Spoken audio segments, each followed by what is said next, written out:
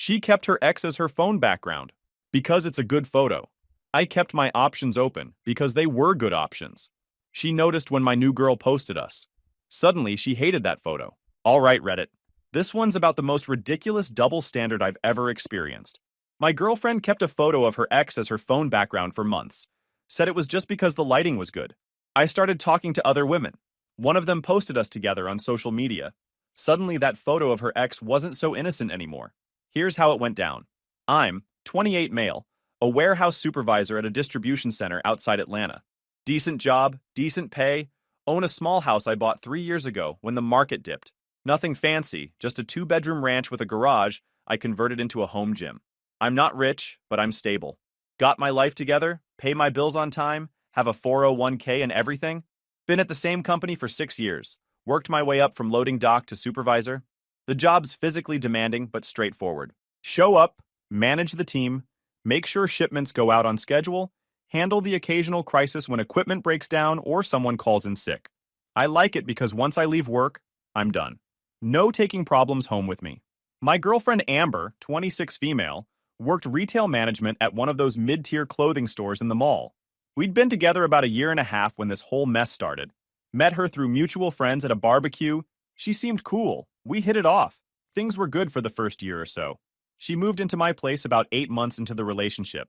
Made sense financially for her since she was paying way too much for a studio apartment across town. We split utilities and groceries. I covered the mortgage since it was my house. Standard arrangement that worked fine for both of us. The move-in process was smooth enough. She didn't have much furniture, mostly clothes and personal items. I cleared out half the closet, gave her 2 dresser drawers, made space in the bathroom. Basic cohabitation stuff that felt natural at the time. Her job at the mall meant irregular hours, lots of evenings and weekends. I worked standard Monday through Friday, 7 to 3:30. Our schedules didn't always align, but we made it work. She'd be leaving for work when I was getting home, or I'd be asleep when she finished her closing shift. We'd have breakfast together on her days off, usually Tuesdays and Wednesdays. She'd make these elaborate egg dishes with vegetables and cheese while I'd handle the coffee situation. We had this routine down. It was comfortable. The first time I really noticed the phone background situation was around month 10. We were sitting on the couch watching some crime documentary when her phone lit up with a notification. The screen showed this photo of Amber standing on a beach at sunset, looking off into the distance with this perfect lighting. Professional quality shot, honestly. She looked great in it. The composition was perfect. Golden hour lighting, waves in the background, her hair caught mid-movement by the wind. The kind of photo that looks like it belongs in a travel magazine. She was wearing this flowy white dress, looking out at the ocean with this peaceful expression. Objectively beautiful image. Nice photo, I said casually. When was that taken? Oh, that's from like 2 years ago. Good lighting, right? It's my favorite picture of myself. Fair enough. We all have those photos where everything just works. Didn't think much of it at the time. A few weeks later, we were at dinner with her friend Sophie when the phone came up again. Sophie made some comment about Amber never changing her background, how she'd had the same photo for forever. It's just such a good picture, Amber said. The lighting is perfect. The composition is amazing. I look great in it. Why would I change it? I glanced at her phone sitting on the table. That beach sunset photo. Something about the way they were discussing it felt off, but I couldn't put my finger on why. That night, I asked about it directly. So that beach photo, where was that taken? California. Trip I took a while back. Solo trip? She hesitated just a fraction too long. No, I was with my ex, but that's not why I keep it. It's genuinely just a really good photo of me. The relationship is over. The photo is just a photo. And there it was. Her phone background was a photo taken by her ex-boyfriend on a romantic beach trip. Not a group shot with friends, not a family vacation. A couple's trip with her previous relationship. That doesn't bother you? I asked. Why would it? The relationship ended, but the photo is still good. It's not like I'm looking at him in the picture, it's just me. Yeah, but he took it. On a romantic trip. That's kind of weird to keep as your background. She got defensive immediately. You're being insecure. It's literally just a photo. Should I delete every picture from my past just because I'm with you now? I'm not saying delete it. I'm saying maybe don't have it as the first thing you see every time you check your phone. You're making this into a bigger deal than it is. The photo has nothing to do with him. It's about me looking good in good lighting. We dropped it, but it nagged at me. Not because I'm some jealous guy who can't handle his girlfriend having a past. I've had relationships before too. but there's a difference between acknowledging someone's history and actively displaying it as your daily phone background. Over the next few months, I noticed other things. She'd get texts from Jake at weird hours. When I asked who Jake was, she'd say, "Just a friend from before." The name came up a lot. Too much for someone who was supposedly just a friend. The texts would come in at 10, 11 at night, during dinner, during movies, while we were having conversations. She'd always check them immediately, sometimes typing quick responses while I was mid-sentence. When I'd pause, waiting for her attention, she'd look up and say, "Sorry, what were you saying?" Started to feel like I was competing for attention with this guy I'd never met. One Tuesday morning, we were having breakfast when her phone buzzed 3 times in rapid succession, all from Jake. She picked it up, smiled at whatever he'd sent, typed back while her eggs got cold. "Must be some conversation," I said. "Just Jake being dumb. Sent me this meme about work stuff. You guys talk about work a lot?" "Sometimes. He gets it, you know. Retail management problems." "Where does he work?" She hesitated. "Different store. Same company, though." That felt like important information she'd deliberately withheld. They worked for the same company. Saw each other regularly, probably. Maybe even worked together directly at some point. "So you see him at work?" "Sometimes. District meetings, training sessions, that kind of thing." "Huh. Don't start. He's literally just a friend." But the texts kept coming. Morning, afternoon, night. Constant stream of communication with this friend while I was lucky to get half her attention during dinner. One night, her phone was charging on the kitchen counter while she was in the shower. A text from Jake popped up. "Miss talking to you like we used to." I didn't snoop through her phone. Wasn't raised that way. But I also wasn't stupid. The beach photo background. The constant texting with her friend. The defensive reactions whenever I brought anything up. Pattern was pretty clear. My buddy Carlos from work noticed I was off one day. We were doing inventory checks in the back warehouse when he asked what was eating at me. "Girl problems," I told him. "Pretty sure my girlfriend's hung up on her ex." "She say that?" "Not in those words. But her phone background is a photo he took of her. They text all the time. She gets defensive when I mention any of it." Carlos whistled low. "Man, that's disrespectful. My wife tried that early on. I shut it down quick. You can have a past, but you don't display it." She says I'm being insecure. Nah, you're being normal. She's testing boundaries. Seeing what you'll put up with. That conversation stuck with me. Carlos had been married 10 years. Seemed to have his relationship figured out. Maybe he was right. I decided to run an experiment. If Amber could keep her options open by staying in contact with her ex and literally looking at photos from their relationship every day, I could keep my options open too. Not by cheating, just by not closing myself off to other possibilities. Started small. Reconnected with some female friends I'd lost touch with. Accepted friend requests from women I'd ignored before. Started conversations at the gym, at the grocery store, at work functions. Nothing inappropriate, just being social, being available. There was this woman named Diana who worked in the front office at my company. We'd said hi in passing, but never really talked. She was attractive, around my age, seemed cool. One day I stopped by her desk to ask about some paperwork, and we ended up chatting for 20 minutes. She was funny, easy to talk to, and at no point during our conversation did she mention her ex or have his photo as her phone background. That first real conversation happened on a Thursday afternoon. I needed to file some incident reports after one of the guys hurt his back lifting wrong. Diana handled all the safety paperwork for the facility. "These forms are a pain," she said, pulling up the digital templates. "Administration loves their bureaucracy." "Tell me about it." "Last month they made us retake forklift certification even though we've all been driving them for years." She laughed. "Oh, I remember that memo. Pretty sure half the warehouse guys were cursing my name." "Nah, we save our cursing for the people who write the policies, not the people stuck enforcing them." "Appreciate that. You'd be surprised how many people shoot the messenger." We talked while she filled out the forms. She mentioned she'd been with the company about 2 years, transferred from a different facility across the state. Moved here for a fresh start after a bad breakup. "How's Atlanta treating you?" I asked. "Better than expected. Still figuring out where everything is, but the people are nice." "You find any good restaurants yet?" That's like half the battle of moving somewhere new. Her eyes lit up. "Actually, I've been looking for recommendations. Everything I've tried so far has been chains." I gave her a few spots I liked. Nothing fancy, just solid local places with good food. She pulled out her phone to take notes, and I noticed her background was just a generic nature scene. We started having lunch together occasionally. Just co-workers being friendly. She'd tell me about her weekend plans. I'd tell her about mine. Sometimes Amber came up in conversation. Sometimes she didn't. The lunches became a regular thing. Usually Wednesdays, sometimes Fridays if our schedules aligned. We'd hit up different food trucks that parked near the industrial complex, trying whatever looked good. One Saturday, we met at this Ethiopian restaurant in Little Five Points. The place was small, authentic, packed with people. We ordered the combo platter, eating with our hands using injera bread. "This is incredible," Diana said. "Why did nobody tell me about this place?" Maybe they wanted to keep it a secret. We talked for 2 hours. About her life before Atlanta, about my path from loading docks to supervisor, about our families, our goals, our completely different taste in music. At home, things with Amber stayed the same. Beach photo still glowing on her phone screen. Jake still texting at all hours. Her still insisting none of it meant anything, and I was overreacting. "You're being paranoid," she'd say whenever I brought up Jake. "He's literally just a friend. We have history, but that's all it is. History. History that you keep looking at on your phone every single day. Oh my gosh, let it go already. The photo is staying. If you can't handle that, maybe you're too insecure for a relationship." That line right there. Too insecure for a relationship.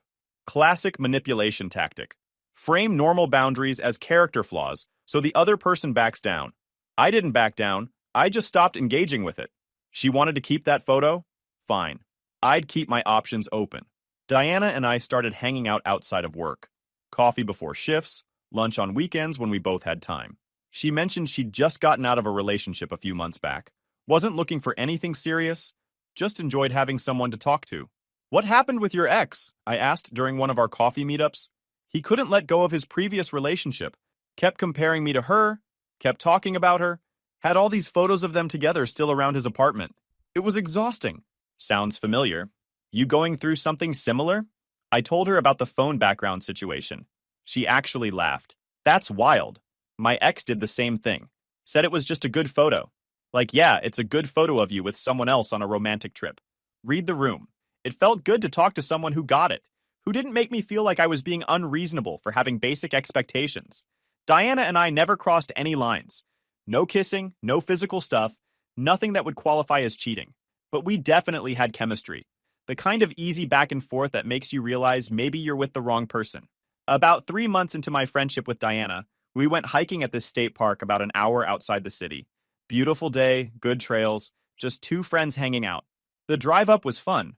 Diana insisted on controlling the music, subjecting me to country songs about heartbreak and redemption. She sang along to every word, completely off-key. The hike was moderate difficulty, 3 miles up to the summit with decent elevation gain. Diana kept pace easily, chatting about work drama the whole way. We reached the top. View was incredible. City sprawling below us, clear blue sky above. Diana pulled out her phone. "Get in here," she said, pulling me into frame. We took a few photos together. Nothing romantic, just two people smiling at the camera with a mountain view behind us. She checked them, nodded in approval. On the way back down, we talked about relationships. How her ex had been controlling, always needed to know where she was. How she'd felt trapped even though he'd claimed everything was out of love. "That's not love," she said. "That's ownership." Took me way too long to figure out the difference. We grabbed food on the way back. Sat in the parking lot eating and talking until sunset. Easy conversation, no pressure, no games. Diana posted one photo to her Instagram that night. Tagged me. Captioned it, "Great hike with great company." I didn't think much of it. Amber and I followed each other on social media, but rarely interacted there. She never liked my posts. I never liked hers. It was just something we had connected but didn't actively use to engage with each other. Apparently Amber noticed this one though. I was at work the next day when my phone started blowing up. Text after text from Amber. "Who is Diana? Why are you hiking with other women? This is so disrespectful. We need to talk right now. Answer me. I can't believe you would do this to me. You're unbelievable." The texts kept coming. I silenced my phone and finished my shift. Had a whole truckload of inventory to check in. Didn't have time for relationship drama during work hours. Let her stew in it for a few hours. Maybe she'd calm down by the time I got home. She didn't calm down. I finished my shift before responding. When I got home, Amber was sitting on the couch with her arms crossed, face set in that expression that meant a fight was coming. "Want to explain that photo?" she said, before I'd even set my keys down. "Which photo?" "Don't play dumb. The hiking photo with that woman Diana." "Oh, that. We went hiking yesterday. She's a friend from work." "A friend? Since when do you go on romantic hikes with friends?" I almost laughed at the irony. It wasn't romantic. We hiked, as friends, like people do. You were all over each other in that photo. I pulled up the photo on my phone. We were standing next to each other, both smiling at the camera, with probably 6 inches of space between us. All over each other was a massive exaggeration. We were taking a photo at the summit. Standard hiking photo. Nothing inappropriate about it. It's completely inappropriate. You're in a relationship. You shouldn't be going on dates with other women. It wasn't a date. And even if it was, I'm just keeping my options open. Like you do with Jake. Her face went red. That's completely different. How? Jake is just a friend. We have history. You're literally seeing someone else behind my back. I sat down on the couch, kept my voice calm. Let me get this straight. You can text your ex at all hours, keep a photo he took of you on a romantic trip as your phone background, and that's fine because it's just history and I'm insecure if I have a problem with it. But I go hiking with a female coworker and suddenly I'm the bad guy? Yes! Because I'm not interested in Jake romantically. You're clearly interested in this Diana person. And you're clearly still hung up on Jake. At least I'm honest about it. I am not hung up on Jake. How many times do I have to say it? We're friends. That's it. Then change your phone background. Silence. She just stared at me. That's what I thought, I said. You won't change it because it means something to you. That photo, that relationship, Jake himself, they all still mean something. And you want to keep that door open while demanding I close every other door in my life. This is insane. You're deflecting. This isn't about my phone, it's about you cheating. I'm not cheating. I went hiking with a friend. We took a photo. That's it. Then why did she post it? Why did she tag you? She's trying to stake a claim. Or she posted a photo from a fun day. Like people do. You're reading way too much into it. No, you're reading too much into my friendship with Jake. You're the one who's been weird about this from the start. We went in circles for another hour. Her insisting Diana was a threat, and I was betraying her. Me pointing out the double standard. Neither of us budging. Finally, I asked the question that ended it. Do you love Jake? She froze. Just for a second, but long enough. That's not fair. Answer the question. I care about him, but not like that. Not anymore. Not. We had something once, but it's over. But you still love him? Stop putting words in my mouth. Then answer. Do you love Jake? Yes or no? It's not that simple. It really is. Either you're over him or you're not. Either this relationship is your priority or it's not. Which is it? She stood up, grabbed her phone. That beach sunset photo illuminating her angry face. I need some air. This is too much. She walked out. Came back 3 hours later like nothing happened. I didn't bring it up again that night. But something had shifted. I wasn't the one scrambling to explain myself anymore. I wasn't the one on defense. The tables had turned, and Amber didn't know how to handle it. Over the next few weeks, she became obsessed with Diana, constantly checking my phone when she thought I wasn't looking, asking where I was going, who I was with, what time I'd be back. The same behavior she'd called controlling and insecure when I'd shown them about Jake. Diana and I kept hanging out. Still just friends, but I won't pretend the possibility of more wasn't there. We just clicked in a way Amber and I never had. Conversations flowed naturally. No drama, no games, no double standards. One Saturday, Diana invited me to this outdoor concert in the park. Local bands, food trucks, good weather. I mentioned it to Amber in passing. You're going to a concert with her? Yeah, should be fun. You can come if you want. I knew she wouldn't. Amber hated crowds and live music. I can't believe you're doing this. Throwing our relationship away for some random woman you barely know. I've known Diana for 4 months. We work together. We're friends. This isn't throwing anything away. It is when you're choosing her over me. I'm not choosing anyone over anyone. I'm going to a concert with a friend. You're welcome to join. I shouldn't have to join. You should want to spend time with me, not her. I spend plenty of time with you. I'm allowed to have friends. Not friends who are clearly trying to steal you away. The concert was great. Diana and I got food truck tacos, watched a few bands, hung out on a blanket in the grass. Purely friendly, nothing inappropriate. But something shifted that day. I realized I was happier with Diana in a few hours than I'd been with Amber in months. On the way back to her car, Diana asked, "What's going on with you and Amber?" Honestly, not sure anymore. Things have been weird. The phone background thing? That's part of it. But it's bigger than that. It's the double standards, the manipulation, the way she wants me to accept her staying connected to her ex while freaking out if I have female friends. Sounds exhausting. It is. We sat in her car for a while, just talking. She told me about her last relationship, How her ex had slowly isolated her from friends until she felt trapped. How leaving him was the hardest and best decision she'd made. I'm not saying you should break up with Amber, she said. That's your call. But from an outside perspective, it doesn't sound healthy. You deserve someone who respects you. That night, I came home to find Amber had cooked dinner. Candles on the table, nice music playing, the whole romantic setup. She was trying. The apartment smelled amazing. Something Italian. She'd set the table with the good plates. Wine glasses filled with something red. She came out wearing the dress I'd complimented months ago. Hair done, makeup perfect. What's all this? I asked. I've been thinking. About us. About what you said. I don't want to lose you. She'd made chicken parmesan from scratch. My favorite. Garlic bread. Salad. Must have taken hours. We sat down to eat. It was a nice meal. She'd followed a recipe, cooked everything perfectly. This is really good, I said honestly. Thanks. I wanted to do something special. But the whole time, her phone sat on the table, beach photo background glowing with every notification, which happened 3 times during dinner, all from Jake. She'd glance at each one, then back at me with that forced smile, not answering but clearly aware of every message. We finished eating. She'd made dessert, cheesecake from the fancy bakery across town. I've been thinking. I don't want to lose you, she said again. We need to talk about the actual issues. I know, and I'm ready to work on things. Starting with? She picked up her phone, stared at it. For a second, I thought she might change the background. Then she set it back down. I can text Jake less, and I'll be less weird about your friends. That's fair, right? What about the photo? Can we not do this right now? I made this nice dinner. I'm trying here. You're trying, but you're not actually changing anything. You'll text Jake less and trust me more with friends, but the photo stays? Why is it such a big deal? It's literally just a picture. Because it represents everything wrong with this relationship. You keeping one foot in your past while demanding I have both feet in our present. Her phone buzzed again. Jake. She looked at it, then back at me. Picked it up, read the message, smiled slightly. Sorry, what were you saying? That's when I knew. All the candles and effort didn't matter if she couldn't put down her phone for one conversation. She started crying. I don't know how to make you happy anymore.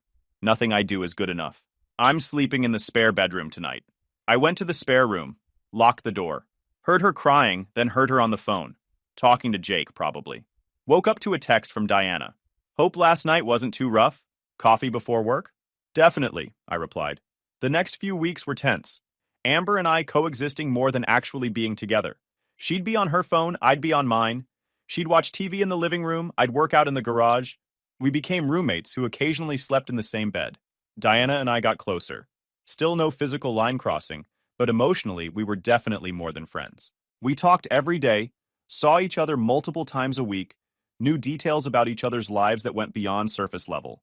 I knew it wasn't fair to Amber, but it also wasn't fair that she demanded all my attention while giving hers elsewhere. 2 wrongs don't make a right, but sometimes they make things even. The breaking point came on a random Tuesday. I got home from work to find Amber in the bedroom, packing a bag. What's going on? I asked. I'm staying at my mom's for a few days. Need to think. She was throwing clothes into an overnight bag without folding them, just grabbing things from drawers and stuffing them in. Her movements were jerky, frustrated, like she was angry at the clothes for existing. Think about what? About us. About whether this is worth fighting for. I leaned against the doorframe, watched her pack. Part of me wanted to stop her, to say we could figure it out. But the bigger part was tired. Tired of the double standards, tired of feeling like I was competing for her attention, tired of being made to feel crazy for having normal boundaries. Okay, take the time you need. She stopped packing, looked at me with surprise, like she'd expected me to beg her to stay. That's it? You're just going to let me leave? What do you want me to say, Amber? I've been trying to talk about our issues for months. You shut me down every time. If you need space to think, take it. Don't you care that I'm leaving? Of course I care.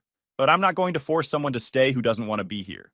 She went back to packing, more aggressively now. Slammed a drawer after pulling out a sweater. You're unbelievable. I'm the one trying to save this relationship and you're just giving up. How are you saving it? By leaving? By refusing to change anything? I offered to compromise. You offered to text Jake slightly less while keeping him as your priority. That's not a compromise. That's an insult. She zipped up her bag, turned to face me. Are you seeing Diana? We're friends. That's not what I asked. The moment felt significant. Like we'd reached the point where honesty was the only option left. Moment of truth. I could lie, string this along longer, or I could be honest. No, I'm not seeing her. But if you asked if I wanted to, I don't know what I'd say. Her face went pale. Eyes got shiny with tears.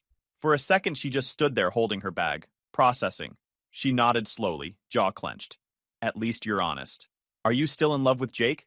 Same question from weeks ago. This time, she couldn't dodge it. We'd reached the point where lies didn't work anymore. She set down her bag, sat on the edge of the bed, stared at her hands for a long moment. When she looked up, her eyes were wet. I don't know. Maybe I never stopped. The admission hung in the air between us. Everything I'd suspected for months finally confirmed.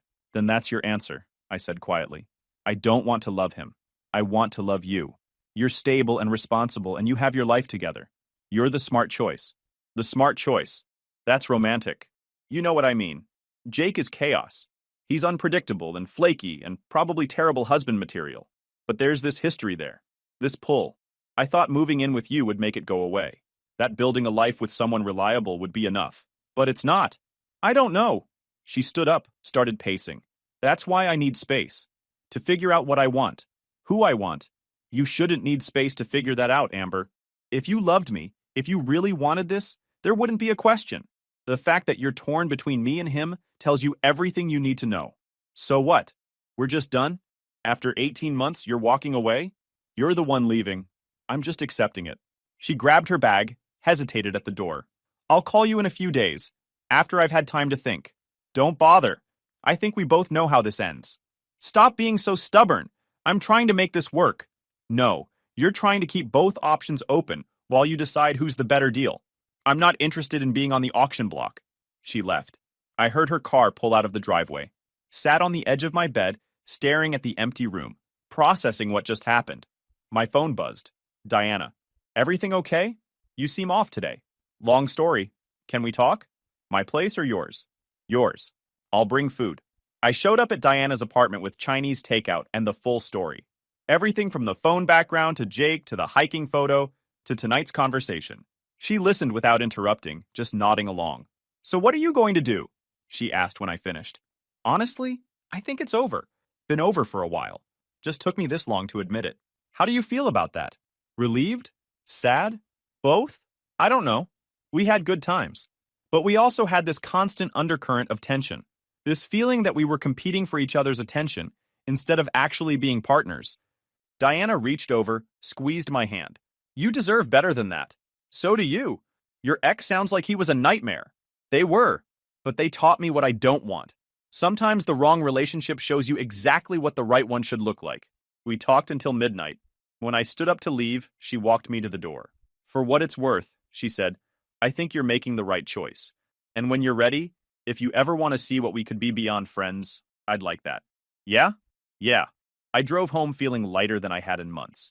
Amber's car wasn't in the driveway. The house was empty, quiet, peaceful. My phone lit up with a text from her. Can we talk tomorrow? Sure, I replied. What time? After work. I'll come by around 6. She showed up exactly at 6 the next day. We sat in the living room, that weird formality of two people who used to be close now treating each other like strangers. I've been thinking a lot, she started. About what you said. About Jake. And? I think you're right. I wasn't over him when we started dating. I thought I was.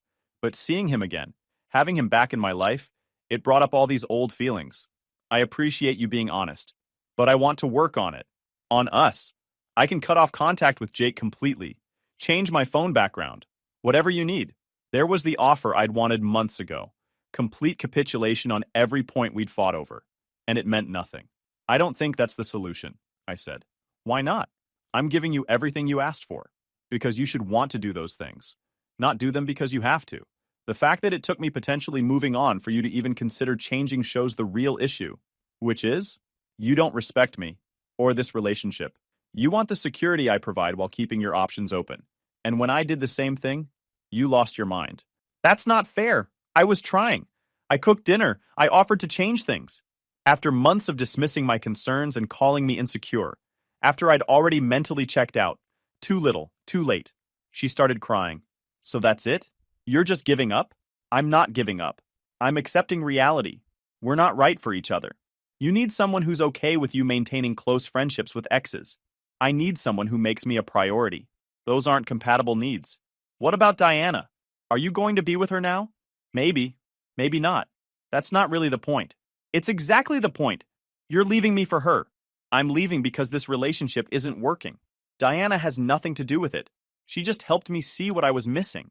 Mutual respect. Trust. Someone who wants to be with me, not just wants what I provide. We sat in silence for a few minutes. Finally, Amber stood up. I'll start looking for a new place. Might take a few weeks. Take your time. I'm not trying to kick you out. Can I ask you something? If I had changed that phone background at the beginning, would we have made it? I thought about it. Maybe, but probably not. The background was just a symptom. The real problem was deeper than that. She nodded, picked up her bag, and headed to the bedroom.